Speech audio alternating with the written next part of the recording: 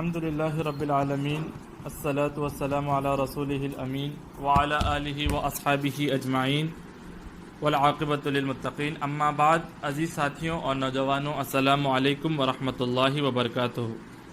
اعوذ باللہ من الشیطان الرجیم، بسم اللہ الرحمن الرحیم. وَلَقَدْ نَصَرَكُمُ اللَّهُ بِبَدْرٍ وَأَنْتُمْ أَذِلَّةٌ. صدق اللہ العظیم.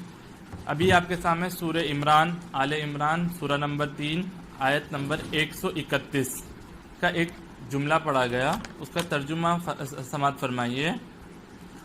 اور اللہ نے تم کو عطا کی ایک کھلی فتح بدر کے میدان میں جبکہ تم کمزور تھے.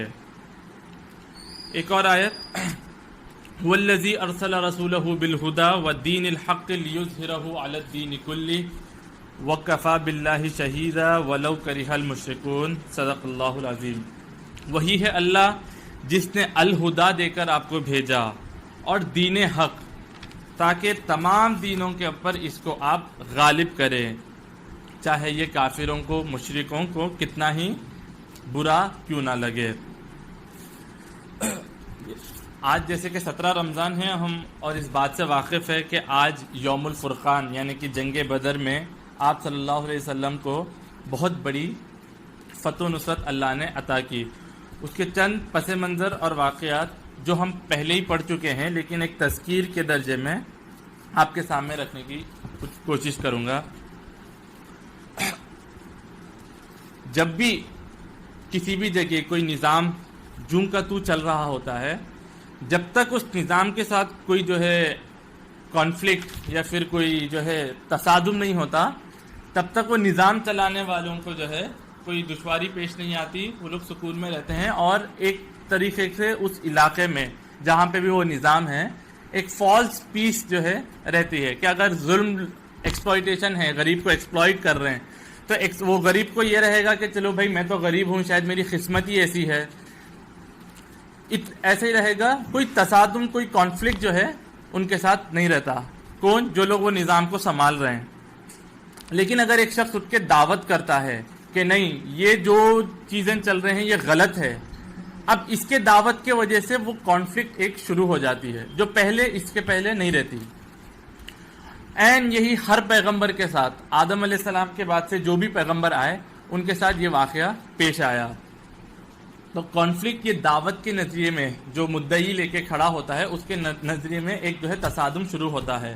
اور یہی 40 سال کے جب تک حضور تھے آپ صلی اللہ علیہ وسلم، تب تک حضور کو کسی نے کوئی گالی نہیں دی، بلکہ صادق اور امین کا لقب دیے، اور ان کے ساتھ جو ہے اچھے معاملات تھے، تعلقات تھے، اور آپ کے فیصلے کو قبول کرتے تھے. لیکن جب اللہ کے رسول پہ وحی نازل ہوئی اور 3 سال بعد جب آپ نے اعلان کر دیا کہ میں اللہ کا رسول ہوں اور مجھ پہ ایمان لاؤ، یہ جو کچھ بھی چل رہا ہے، تم لوگ بتوں کی پوجا کر کے بیٹھے ہو اور یہ جو بھی نظام بنا کر بیٹھے ہو، یہ غلط ہے. ٹھیک ہے، ایک واشگاف الفاظ میں لا الہ الا اللہ کے نظریے میں آپ نے یہ بات بیان کر دی. اب وہ جو نظام میں ابو لہب، ابو جہل، یہ لوگ جو بیٹھے ہوئے تھے، جو کبھی اگر ظلم بھی کرتے تو ان کے خلاف جو فرکشن نہیں ہوتی تھی، تو اس میں ایک ماحول فالس پیس کہہ سکتے ہیں آپ، فالس پیس تو تھی. اب حضور کے یہ دعویٰ کرنے سے کہ نہیں یہ جو ہو رہا ہے یہ غلط ہے، ایک جو ہے تصادم اسی وقت جو ہے شروع ہو گیا. اور جو ہے پہلے تو جو ہے صرف باتوں میں حضور کو جو ہے ساحر، مجنون، یہ سب کہتے تھے، لیکن پھر جب دعوت جو ہے اس کی گرمی جب وہ کھینچنے لگی لوگوں کو اس سے، اب جو ہے مدبھیڑ جو ہے شروع ہو گئی. اب لوگوں کے اوپر ظلم ہونا شروع ہو گیا. پھر جب آپ 50 سال کے ہو، یعنی 10 نبی میں آپ کے جو چچا تھے اور آپ کی جو زوجہ محترمہ تھی، دونوں کا انتقال ہو گیا. اب آپ کو جو ہے پناہ دینے والا کوئی نہیں تھا. اس وقت جو آپ قبیلے کے تھے، اس وقت کا جو سردار ابو لہب جو تھا، وہ خود آپ کا کھلا دشمن بن گیا تھا. پھر آپ جو ہے ایک بیس کے لیے طائف گئے کہ یہاں کے اگر طائف کے لوگ، مکے سے جو ساؤتھ میں ہیں، اگر یہاں کے لوگ مجھے قبول کر لیں میرے اس دعوت کو، تو میں یہاں سے اپنی دعوتی تحریک کا جو ہے آغاز شروع کر سکتا ہوں. لیکن طائف میں بھی آپ کو کوئی کامیابی نہیں ملی. اللہ نے جو آیت آئی ہے کہ ہم تمہیں وہاں سے مدد کریں گے جہاں سے تمہارا گمان بھی نہیں جاتا. حضور نے کبھی سوچا بھی نہیں ہوگا کہ مدینے کی طرف سے کوئی مدد آئے گی. مدینے سے جو ہے اسی سال مدد آئی. 6 لوگوں نے آ کے آپ کے ہاتھ پہ بیعت کی اگلے سال 12 لوگ آئے اور اس کے اگلے سال جو ہے 72 لوگ آئے اور حضور کے ہاتھ پر بیعت کی کہ ہم جو ہے آپ کو جو ہے اپنے جان اور مال کی طرح جس طرح ہم بچاتے ہیں اس طرح آپ کی حفاظت کریں گے، کیوں؟ آپ جو دعوت لے کے اٹھے ہیں ہم اس میں آپ کے ساتھی ہیں۔ لہذا جب سن 1 ہجری میں ہجرت ہوئی، یعنی حضور جب 53 کے ہوئے اس سال ہجرت ہوئی، اور وہ ہجرت کا سال 1 ہجری فرسٹ ہجری کہلاتا ہے۔ ربیع الاول میں جو ہے ہجرت ہوئی، تیسرا مہینہ۔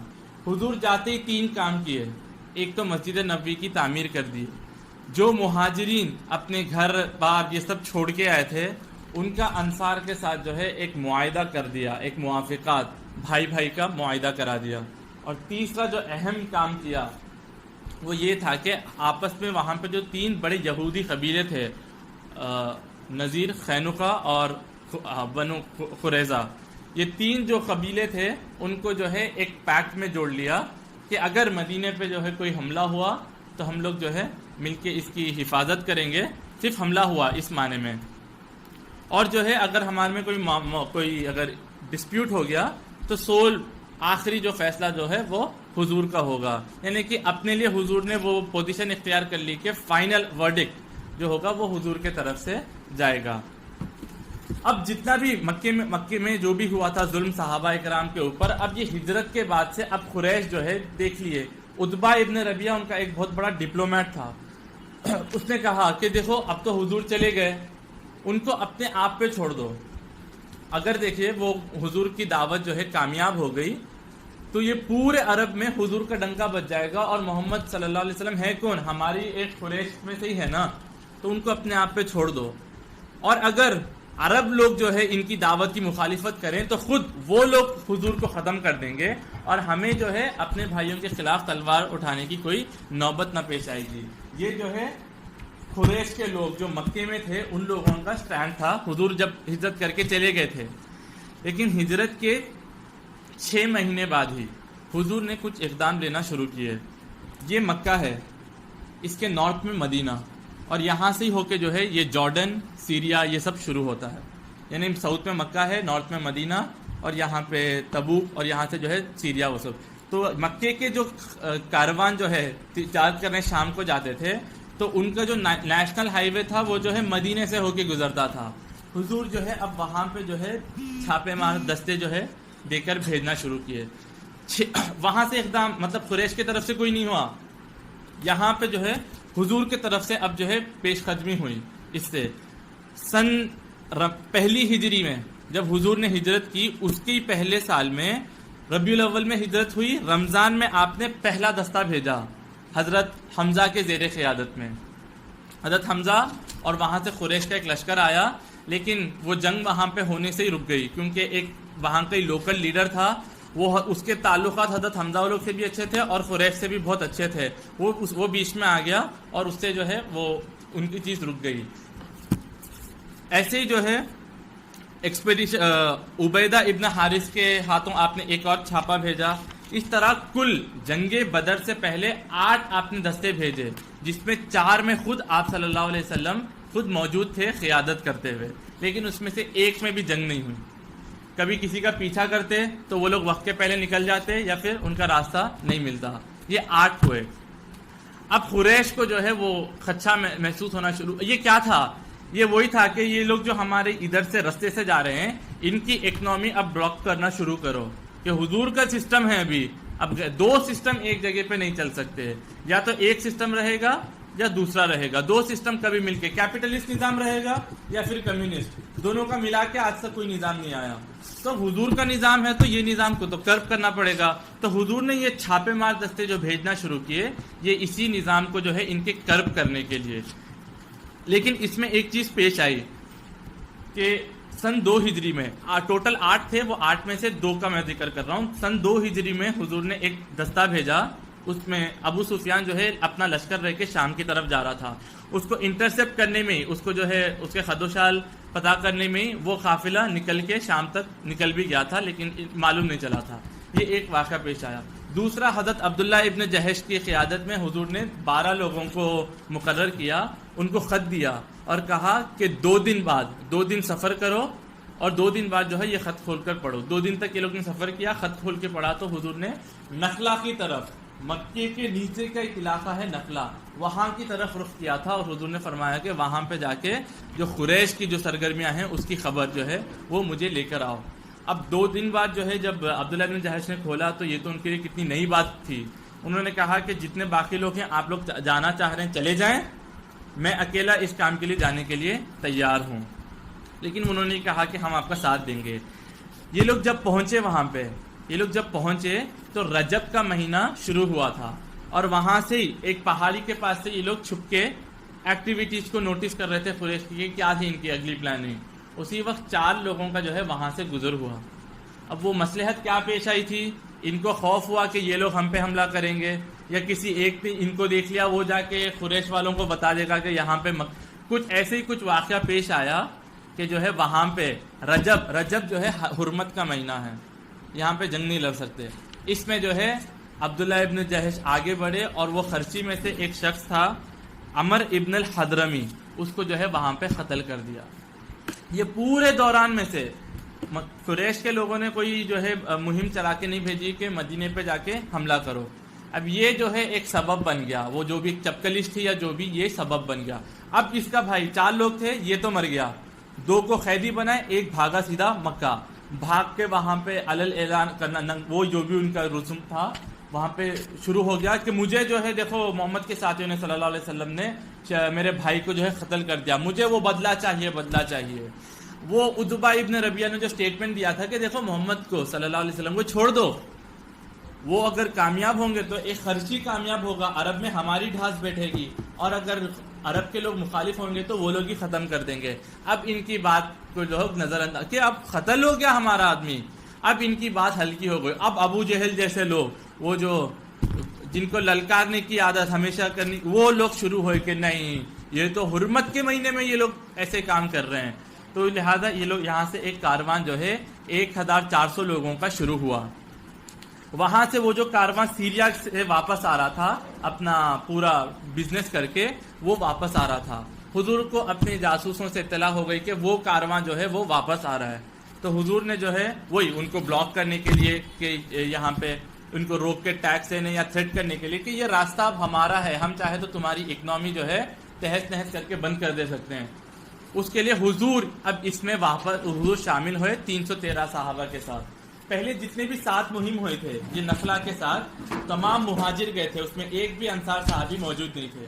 اب دیکھیں کہ 7 میں جو ہے کوئی کامیابی نہیں ملی, کوئی ناکہ بندی نہیں ہوئی, تو اس میں جو ہے اس بار جو ہے انصار صحابی پہ شامل ہوئے. جب حضور یہ مدینہ ہے اور اس کے ادھر ہی یہاں پہ بدر کی وادی ہے, جو شام سے قافلہ آ رہا تھا, تو حضور نے سوچا کہ ان کو بدر کے میدان میں جو ہے انٹرسیپٹ کریں گے, اور یہاں پہ جو بھی فیصلہ ہوگا, جنگ ہو تو جنگ, نہیں تو یہ لوگ جو بھی ٹیکس دینے کے لیے تیار ہو یا پھر اپنا یہ کرنے کے لیے تیار ہو, وہ فیصلہ ہوگا. ابو سفیان چالو آدمی تھا, وہ جو 7 مہمیں حضور نے پہلی بھیجی تھی, اس میں سے ایک مہم کا مارکا اس کے ساتھ پیش آ گیا تھا, لیکن یہ بچ کے نکل گئے تھے وہاں سے. تو اس کو خطرہ پیش ہوا کہ اب جو ہے حضور شاید تیاری میں ہیں, ہمارا سامان جو ہے خطرے میں ہے. اس نے کال بھیجا مکے کو کہ جو ہے ہم کو آ کے یہاں پہ بچاؤ. یہ لوگ نکل چکے تھے 1400 لوگوں کے ساتھ. مکہ مدینہ ہے, یہاں پہ بدر ہے, یہاں پہ مکہ ہے. یا مدینے سے بدر 3 دن کی دوری پہ ہے, 150 کلومیٹر, اور مکے سے بدر 7 دن کی دوری پہ ہے. جیسے یہ لوگ آدھے درمیان میں پہنچے, یہ قافلہ قریش کا قافلہ, ایک کال آ گیا کہ یہ جو یہاں سے ایک وادی شروع ہوتی ہے, پہاڑوں کا سلسلہ تھا. ابو سفیان وہ پہاڑوں پہ پھلانتے ہوئے اس کو کراس کرتے ہوئے کیسے کہ اپنے وہ 40 لوگوں کے قافلوں کو لے کر وہاں سے نکل گئے تھے. تو انہوں نے خط بھیجا کہ دیکھو ہم تو نکل گئے ہیں, لہذا تمہاری جا کے فائدہ کیا ہے جنگ کر کے, ہمارا مال بچنا اصل شے تھا, وہ تو بچ گیا. تو عتبہ ابن ربیعہ اور ایک شخص تھے حکیم بن حزام, جو حضور کے خود جو حضرت خدیجہ کے بھتیجے تھے. اب یہ لوگ اس میں آ گیا اور انہوں نے کہا کہ دیکھو ہمارا مقصد حضور سے لڑائی کرنا نہیں تھا, بلکہ وہ کاروان جو آ رہا تھا وہ بچانے کا تھا, اور وہ بچ کے نکل گیا, لہذا اب جنگ کر کے فائدہ نہیں ہے.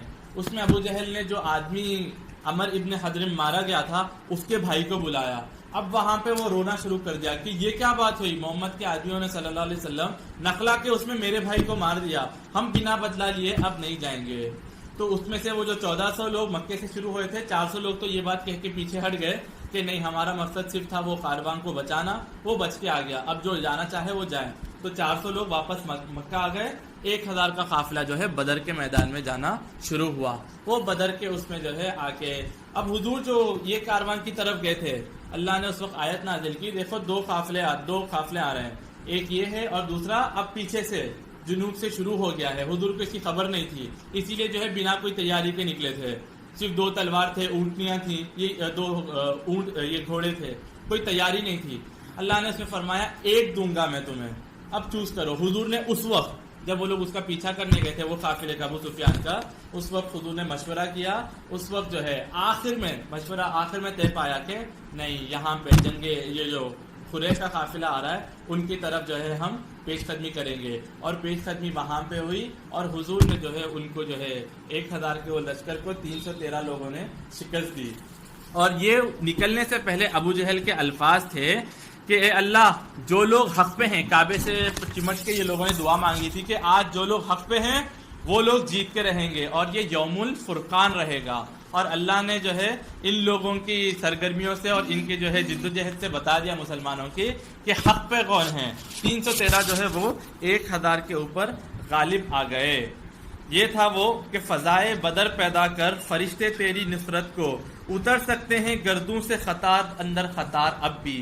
وہ فضائے بدر پیدا کرنے کی ضرورت ہے۔ بدر جو ہے 2 تلوار 2 اونٹ 70 اونٹ اس کا نام نہیں تھا، ہر ایک جو آدمی بدر میں آیا تھا وہ پورے مکمل اسلام پہ عمل و پیرا تھا، اس کی معیشت، اس کا اخلاق، اس کا تزکیہ سب اسلامی اس میں جو ہے رنگ ڈھنگ میں ہو چکا تھا۔ اور یہ لوگ پھر جو ہے یہ اسلام کی جو وہ قوت تھی، وہ جو جوش تھا، وہ جو شہادت ہے مطلوب و مقصود و مومن، نہ مال غنیمت نہ کشور کشائی، اس کے اندر وہ لوگ شہادت دینے کے لیے جو اقدام حضور لینے کی کوشش کیے تھے، اس میں اپنی جو ہے یہ جان فشانی قربان کرنے کے لیے تیار تھے۔ یہ جو ہے جنگ بدر کے چند واقعات تھے جو آپ کے سامنے پیش کیے۔ اس میں جو بہترین کتابیں ہیں وہ یہی ہے کہ الرحیق المختوم میں جو واقعات پیش آئے تھے، وہ الرحیق المختوم سے یہ تمام جو ہے تجزیہ آپ لے سکتے ہیں، اور اس کے علاوہ مولانا الیاس خاندیلوی صاحب کی جو کتاب ہے اس میں یہ تمام چیزیں تفصیلوں کے ساتھ پیش آئی ہیں، انہوں نے اس کے بارے میں تذکرہ کیا ہے۔ اللہ سے یہ دعا ہے کہ ہمیں بھی حق پہ ڈٹ کر جمنے کی توفیق عطا فرمائے، اس کے دین پر عمل کرنے کی توفیق عطا فرمائے، جو بھی عبادت ہم اس رمضان میں کر رہے ہیں اس ٹوٹی پوٹی عبادت کو قبول فرمائے، ہمارا ایمان جو ہے قرآن کے ساتھ جوڑ دے، اس قرآن کو ہمارے دل میں منور کر دے، ہمارے عبادتوں کو قبول فرمائے، ہمارے ایمان میں مزید تقویت عطا فرمائے۔ جہاں پر بھی ظلم ہو رہا ہے اس ظلم سے مسلمانوں کو اور جو بھی اس میں گرے ہوئے ہیں ان کو نجات عطا فرمائے، بالخصوص کشمیر کے لوگوں کو اور دیگر لوگ جو اس وبا میں پھوٹے ہوئے ہیں ان کی مدد عطا فرمائے، ہر ملک میں امن و امان کی